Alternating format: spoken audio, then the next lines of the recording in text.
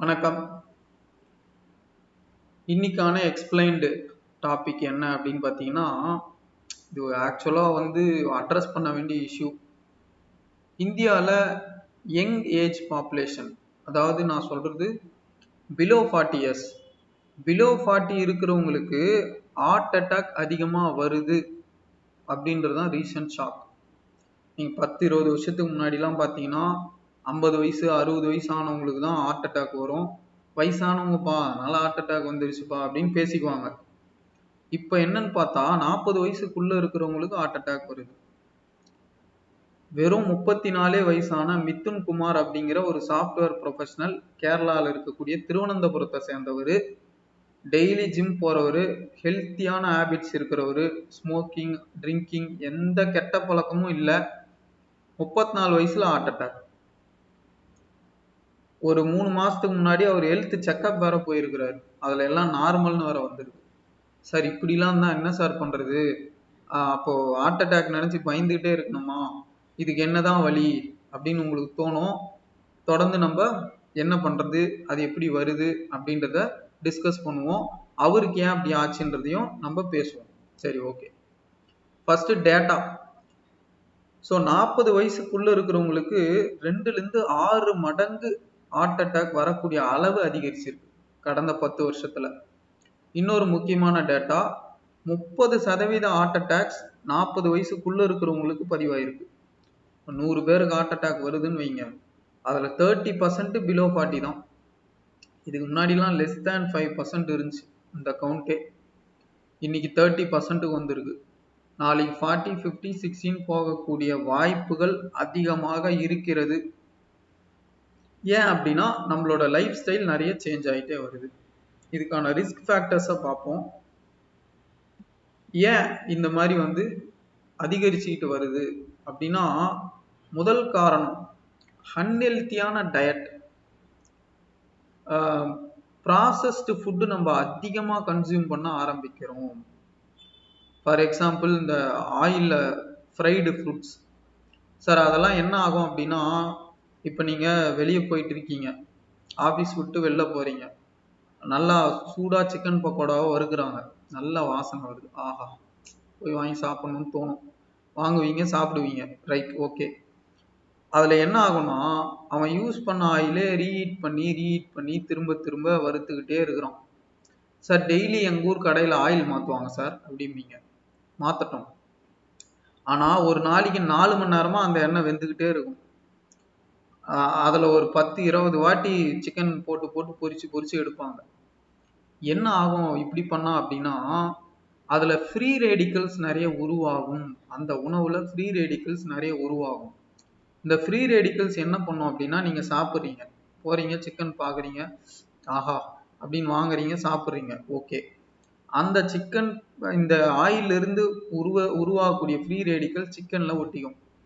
சிக்கனை சாப்பிட்றீங்களா, உடம்புக்குள்ளே போதா, அந்த ஃப்ரீ ரேடிக்கல்ஸ் என்ன பண்ணும்னா உங்கள் பிளட் ஸ்ட்ரீமில் கலந்து பிளட் வெசல்ஸில் ஸ்க்ராச்சஸை ஏற்படுத்தும். கீறி விட்டுருவான், போய் சுரண்டிடுவான் அந்த மாதிரி. அப்போ பிளட் வெசலில் விரிசல் ஏற்படுது, கிராக் ஏற்படுது அப்படின்னா அதை எவன் போய் சரி பண்ணுவான்னா கொலஸ்ட்ரால்.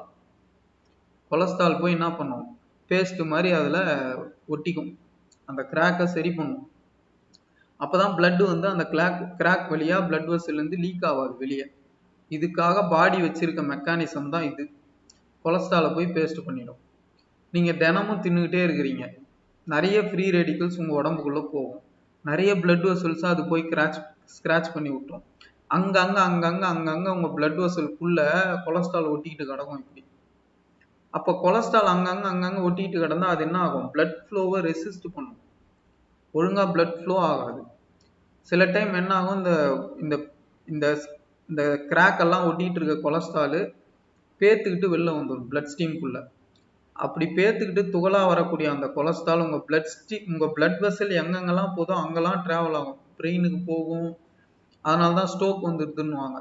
அதுக்கு போகிற பிளட் வெசல் எங்கேயாவது போய் இந்த கொலஸ்ட்ரால் போய் அடைச்சிக்கும். அப்படியே அது குறிப்பிட்ட பகுதிக்கு பிளட் சப்ளையை தடுத்து நிறுத்திடும். உங்கள் பிளட் வெசலுக்குள்ளவே இதெல்லாம் நடக்குது. அப்போ அந்த பர்டிகுலர் பகுதி செயலிழந்து போகும், உங்களுக்கு லக்வாட் செட்ஸ்ன்னுவாங்க, கலோக்கிலாம் அங்கே ஸ்ட்ரோக். ஸ்ட்ரோக் வந்துடும், கை கால் இழுத்துக்கும், அன்கான்சியஸ் ஆயிருவீங்க, சில டைம் பல டைம் டெத்துக்கு போயிடும். இது நீங்க நார்மலா கேஷுவலா சாப்பிட்ற ஃப்ரைட் ஐட்டம்னால இவ்வளவு பெரிய பாதிப்பு உங்களுக்கு ஏற்படுது. நீங்க டெய்லி டெய்லி ஒரு ஃப்ரைட் ஐட்டம் சாப்பிட்றீங்க, டெய்லி பஜ்ஜி சாப்பிட்றது, அதை சுட்ட எண்ணெயிலே திருப்பி திருப்பி சுடுவோம், டெய்லி சமோசா சாப்பிட்றது, டெய்லி எண்ணெயில போட்டது எதாவது சாப்பிட்றது, டெய்லி ஃப்ரைடு சிக்கன் சாப்பிட்றது, இப்படிலாம் இருந்துச்சு அப்படின்னா நீங்க கட்டாயமா உங்க லைஃப் ஸ்டைலை மாத்தியே ஆகணும். இதான் சயின்ஸ் சொல்லுது. இல்லை சார் நான் சாப்பிட்றேன்னா சாப்பிடுங்க, அதுக்கு மேலே உங்கள் விருப்பம். சயின்ஸு இதை தான் சொல்லுது. சரி, ஓகே. அடுத்து செடன்ட்ரி லைஃப் ஸ்டைல், நீண்ட நேரம் உட்கார்ந்துக்கிட்டே இருக்கிறது. ஒரு சில ஆய்வுகள் என்ன சொல்லுதுன்னா, நீங்கள் ரொம்ப ஹெல்த்தியாக காலையில் 1/2 hour எக்ஸசைஸ் பண்ணிவிட்டு ப்ராப்பர் டயட் எடுத்துக்கிட்டு ஆஃபீஸ் போயிட்டு 8 மணி நேரம் ஒர்க் பண்ணிட்டு உட்காந்தே இருந்துட்டு வெளில வந்தீங்கனாலும் உங்களுக்கு ஹார்ட் அட்டாக் ரிஸ்க் 20% அதிகமாகும்னு சொல்கிறாங்க. இந்த உடல் அப்படிங்கிறது இயங்கிறதுக்காகவே படைக்கப்பட்டது. 10,000 வருஷத்துக்கு முன்னாடி தான் நம்ம அக்ரிகல்ச்சர் கண்டுபிடிச்சோம். அதுக்கு முன்னாடி எல்லாம் பார்த்தீங்கன்னா மனுஷன் வேட்டையாடுறது, ஆக்டிவாகவே இருப்பான், ஃபிசிக்கலாக ஆக்டிவாக இருப்பான். ஓடுறது, ஆடுறது, வேட்டையாடுறது, அதை சூடு பண்ணுறது, வெயிட்டை தூக்குறது, உணவை எல்லாருக்கும் பகிர்றது, உணவை தேடி ரொம்ப தூரம் நடக்கிறது. நம்ம இப்போ சிஸ்டமு, ஐடி, சாஃப்ட்வேரு, சிட்டிங் ஒர்க்குன்னு ஆயிடுச்சு. இப்போ லைஃப் ஸ்டைல் மாறுது, ஆனால் உங்கள் பயாலஜி மாறலை. உங்கள் பயாலஜி அதுக்கு அடாப்ட் ஆகிருக்கு, ஆக்டிவாக இருக்கிறதுக்கு அடாப்ட் ஆகிருக்கு. நீங்கள் 10,000 வருஷம் முன்னாடி அக்ரிகல்ச்சர் கண்டுபிடிச்சிட்டு இப்போ வீட்டில் உக்காந்துட்டீங்கன்னா உடம்பு அதுக்கு ஏற்ற மாதிரி மாறலை. இப்போ நம்ம என்ன பண்ணோம்னா ஏதோ ஒரு ஃபிசிக்கல் ஆக்டிவிட்டியை தினமும் செய்யணும். அதுவும் இல்லாமல் ரொம்ப நேரம் ஆஃபீஸில் உட்காராதீங்க, 1/2 hour ஒன்ஸ் எழுந்துச்சி நடங்க, அப்படியே கேஷுவலாக நடங்க. உங்கள் ஆஃபீஸில் ஓஏ இருப்பாங்க, யாராவது வேலை வாங்கிக்கலாம் அப்படின்லாம் பார்க்காதீங்க. ஏஞ்சி போய் நீங்களே அந்த ஃபைல் எடுத்துகிட்டு போய் வைங்க, வாலண்டியராக நடங்க, தப்பே இல்லை. சயின்ஸ் இதை தான் சொல்லுது. உங்கள் உடலை நீங்கள் காப்பாற்றிக்கணும்னா இதெல்லாம் இப்போ செஞ்சு தான் ஆகணும். இது ஒரு விழிப்புணர்வாக கூட எடுத்துங்க. இந்த வீடியோ நான் அதுக்கு தான் போடுறேன். ஏன்னா நிறைய விழிப்புணர்வு இல்லாமல் நம்ம உடல் மேலே கான்சியஸ் இல்லாமே வாழ்ந்துகிட்டு இருக்கிறோம். அதனால் பல பிரச்சனைகள் வரும். இப்போ உங்களுக்கு தெரியாது, குழந்தை 6th or 7th படிப்பான், உங்களுக்கு ஓப்பன் ஹார்ட் சர்ஜரி நடக்கும். நீங்கள் அவனுக்கு எஜுகேஷன் ஃபீஸ் கட்டுவீங்களா, உங்கள் சர்ஜரியை பார்ப்பீங்களா, இல்லை அதுக்கு கடன் வாங்கி அதுக்கு கடன் கட்டுவீங்களா? நம்ம எல்லாரும் middle class. Health care cost மட்டும் ஒரு வருஷத்துக்கு 12% அதிகமாகுது. நார்மல் இன்ஃப்ளேஷன் 4லேருந்து 6%, ஹெல்த் கேருக்கு மட்டும் 12% அதிகமாகுது. ஸோ வருஷம் வருஷம் உங்கள் கண்ணுக்கே தெரியாமல் health care cost skyrocket ஆகிட்டு இருக்கு இந்தியாவில். உங்களுக்கு ஒரு பிரச்சனைன்னு வரும்போது தான் நீங்கள் பயங்கரமான அடி வாங்குவீங்க. அப்போ தான் உங்களுக்கு தெரியும், ஆஹா இவ்வளோ நாள் தப்பு பண்ணிட்டோம் அப்படின்னு. அதனால் ஃபுட்டு, அடுத்து இந்த செடன்டரி லைஃப் ஸ்டைல், இன்னொன்று ஸ்ட்ரெஸ்ஸு. இன்னைக்கு காலகட்டம் அப்படி மாறி போயிடுச்சுங்க, வேற வழியே இல்லை. எல்லாரும் பணத்தை நோக்கி ஓடி ஆகணுன்ற தேவை வந்துருச்சு. ஏன்னா நம்மளோட தேவைகள் அதிகரிச்சிருச்சு. 20 வருஷத்துக்கு முன்னாடி ஃபார் எக்ஸாம்பிள் ஒரு கல்யாணமே நடக்குது, வெட்டிங் ஃபோட்டோ ஷூட்லாம் அப்போ என்னன்னே தெரியாது அந்த காலத்தில். அப்போல்லாம் ஃபோட்டோ எடுத்து அதை அட்டையில் ஒட்டி அதை ஞாபகமாக பார்த்துட்டு இருப்பாங்க. நம்மளோட தாய்மார்கள்லாம் பார்த்தீங்கன்னா, அப்பா அம்மாங்கள்லாம் அவர் எங்கேயோ வேலை செய்கிறார் தூரமானா அவர் ஃபோட்டோ எடுத்து பார்த்துட்டு இருப்பாங்க. அது அப்போ. இப்போலாம் பார்த்தீங்கன்னா வெட்டிங் ஃபோட்டோகிராஃபி, ஃபோட்டோ ஷூட்டு, அப்போ எக்ஸ்ட்ரா ஸ்பெண்டிங் ஆகுது. உங்கள் கையிலேருந்து நீங்கள் அதிக பணத்தை செலவழிக்கிற மாதிரி ஆகுது. அப்போது அத்தியாவசியன்றதை தாண்டி இந்த மாதிரி லக்ஸுரிக்கு நீங்கள் நிறைய காசை செலவு பண்ண வேண்டியது வருது. அப்படி இதுக்கெல்லாம் நீங்கள் காசை செலவு பண்ணுறீங்கன்னா அப்போ உங்களுக்கு கையிருப்பு குறைஞ்சிக்கிட்டு வருது, கடன் வாங்குற மாதிரி ஆகுது, பல பேர் லோனுக்குள்ளே போய் சிக்கிறோம். அப்போ அந்த லோனை அடைக்கிறதுக்காக அதிகமான வேலைகள் இழுத்து போட்டு செய்கிறோம். அதனால் ஸ்ட்ரெஸ்ஸு, ஆன்சைட்டி பில்ட் ஆகுது. கட்டாயமாக தினமும் காலையில் எக்ஸசைஸ் ப்ளஸ் யோகா, உங்கள் உடலுக்காக நீங்கள் இதை செஞ்சு தான் ஆகணும். இன்னைக்கு சூழ்நிலை அப்படி இருக்குது. அடுத்து ஆப்வியஸான ரீசன் ஸ்மோக்கிங்கு, ஆல்கஹால், இதெல்லாம் உங்களுக்கு நான் சொல்ல வேண்டியதே இல்லை. இதெல்லாம் பிளட் வெசல்ஸை டேமேஜ் பண்ணும். நான் சொன்னேன் பார்த்தீங்களா, அந்த ஃபஸ்ட்டு அந்த கான்செப்ட் படி டேமேஜ் பண்ணும். அடுத்து ஒபிசிட்டி, இந்த சப்குட்டேனியஸ் ஃபேட், இந்த தொப்பையை சுற்றி ஃபேட் சேருது பார்த்தீங்களா, அதை டாக்டர்ஸ் வார்ன் பண்ணுறாங்க. அதை கண்ட்ரோல் பண்ணும், அது பேட் கொலஸ்ட்ரால் அப்படின்னு சொல்லி சொல்கிறாங்க. இன்னொன்று, டயபெட்டிஸு, ஹை பிளட் ப்ரெஷர், இந்த மாதிரி நிறைய ஃபேமிலி ஹிஸ்ட்ரி இருந்தாலும் உங்களுக்கு ஹார்ட் அட்டாக் வருதாம். உங்கள் அப்பாவோ தாத்தாக்கோ ஏதோ ஹார்ட் இஷ்யூ இருக்குது, டிஃபால்ட்டாகவே அவங்களுக்கு ஹை கொலஸ்ட்ரால் ஹெச்டிஎல் கொலஸ்ட்ரால் அதிகமாக இருக்குது அப்படின்னா அவங்கெல்லாம் வந்து கட்டாயமாக வந்து ரொம்ப கேர்ஃபுல்லாக இருக்கணும். உங்கள் அப்பா அம்மாவுக்கு உங்கள் தாத்தாக்கெல்லாம் ஹிஸ்ட்ரி ஆஃப் ஹார்ட் ப்ராப்ளம்ஸ் இருக்குன்னா நீங்கள் ரொம்ப எக்ஸ்ட்ரா கேர் எடுத்து உங்கள் உடலை பாதுகாத்துக்கணும். 6 மாதத்துக்கு ஒரு வாட்டி நீங்கள் உங்கள் எல்டிஎல், ஹெச்டிஎல், எல்பிஏ கொலஸ்ட்ரால் லெவல்ஸை செக் பண்ணிக்கிறது ரொம்ப ரொம்ப நல்லது. சரி, ஓகே. இப்போ இது எப்படி ப்ரிவென்ட் பண்ணலாம் அப்படிங்கிறதும் நான் சொல்லிட்டேன். கட்டாயம் எக்ஸசைஸ் பண்ணுங்க. ஏதோ ஒரு யோகா இல்லை மெடிடேஷன், நிறைய மெடிடேஷன் ப்ராக்டிசஸ் கொடுக்குறாங்க. ஹார்ட்ஃபுல்னஸ்ன்னு சொல்லி ஒரு ஃபவுண்டேஷன் இருக்கு, நீங்கள் நெட்டில் அடிச்சிங்கன்னா வரும். அந்த ஃபவுண்டேஷன் போயிட்டு உங்கள் டிஸ்ட்ரிக்டில் எங்கேயாவது ஹார்ட்ஃபுல்னஸ் மெடிடேஷன் கொடுக்குறாங்களான்னு பார்த்தா அதில் ஜாயின் பண்ணிக்கலாம். இதெல்லாம் காசெல்லாம் கிடையாது, ஃப்ரீ. அதெல்லாம் போய் ஜாயின் பண்ணலாம். ஸோ அதே மாதிரி மனவளக்கலை மன்றங்கள் இருக்கும், அது எங்கே நடக்குது அப்படின்னு பார்த்து நீங்கள் ஜாயின் பண்ணலாம். வேதாத்ரி மகரிஷியோடது ஏதோ ஒரு எக்ஸசைஸ் போயிட்டு அதை ஏதோ ஒன்று இதுதான் பெஸ்ட்டு இதுதான் பெஸ்ட்டுலாம் இல்லை.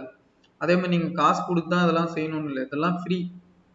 நீங்கள் போய் அதில் பார்ட்டிசிபேட் பண்ணி மெடிடேட் பண்ணி உங்களோட ஸ்ட்ரெஸ் லெவல், உங்களோட பாடியோட ஃபங்க்ஷனாலிட்டியை அதிகம் பண்ணிக்க வாய்ப்புகளை ஏற்படுத்திக்கங்க. அடுத்து நல்ல தூக்கம். ஏன் 7லேருந்து 8 மணி நேரம் சொல்கிறாங்கன்னா அப்போதான் உங்கள் பாடியில் ஏற்பட்டிருக்க டேமேஜை இந்த பாடி சரி பண்ணிட்டு வரும் தூக்கத்தில் தான். நீங்கள் அரைகுறையாக தூங்கி எழுந்திங்கன்னா நேற்று ஏற்படுத்தின பாதிப்பே சரியாக இருக்காது. அதுக்குள்ளே அடுத்த நாள் நீங்கள் டேமேஜ் பண்ணுறதுக்கு ஏஞ்சி ஓட ஆரம்பிச்சிட்டிங்க, அப்போது இஷ்யூஸ் வரும். அதே மாதிரி ஃப்ரூட்ஸ், வெஜிடபிள்ஸ், கிரெயின்ஸ் இதை நிறைய சாப்பிட்ணும் அப்படிங்கிறாங்க. இது இப்போ உணவு ரிலேட்டடாக இப்போ ரீசன்ட் ஆய்வுகள் என்ன சொல்லுதுன்னா ஆன்டி இன்ஃப்ளமேட்டரி ஃபுட் நிறைய சாப்பிட்ணும் அப்படின்னு சொல்லுது. அது என்ன சார் ஆன்டி இன்ஃப்ளமேட்டரி ஃபுட்ஸ் அப்படின்னா ஸ்பைசஸ், கிராம்பு, பட்டை, அப்புறம் வந்து கருஞ்சீரகம், ஜீரகம், சோம்பு, இந்த மாதிரியான ஸ்பைசஸை மைல்டாக வறுத்துட்டு அதை பொடி பண்ணி வச்சுக்கிட்டு அதை வந்து டீ மாதிரி போட்டு குடிக்கிறாங்க. வெறும் வயிற்றுல குடிச்சிங்கன்னா ரொம்ப ஒரு மாதிரி வயிறுலாம் எரியும். முதல்ல கொஞ்சமாக குடிச்சு பழகிட்டு அப்புறம் குடிக்கிறாங்க. கிட்டத்தட்ட 750 ml ஒரு நாளைக்கு இந்த ஸ்பைஸ் டீ குடிக்கிறதுனால இந்த ஸ்பைசஸ்ல என்னென்னலாம் இருக்குன்னா ஆன்டி இன்ஃப்ளமேட்டரி காம்பவுண்ட்ஸ் இருக்கு. இந்த கொலஸ்ட்ரால் போய் ஒட்டி இருக்குன்னு சொல்றோம் பார்த்தீங்களா, இந்த ஸ்பைஸ் டீ குடிச்சிங்கன்னா அதை கொஞ்சம் மெல்ட் பண்ணி விட்டுரும். உங்களுக்கு ஹார்ட் அட்டாக் வரக்கூடிய வாய்ப்புகளை கொஞ்சம் குறைச்சி விடும் இந்த ஸ்பைஸ் டீ மாதிரியான விஷயங்கள்.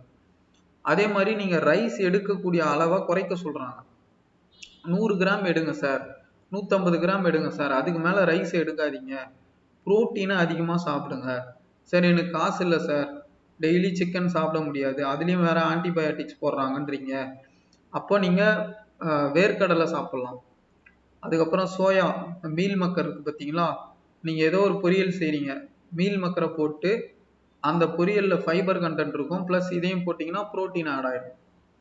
ஸோ 3 வேளையும் ப்ரோட்டீன் எடுத்துக்க சொல்கிறாங்க டாக்டர்ஸ்.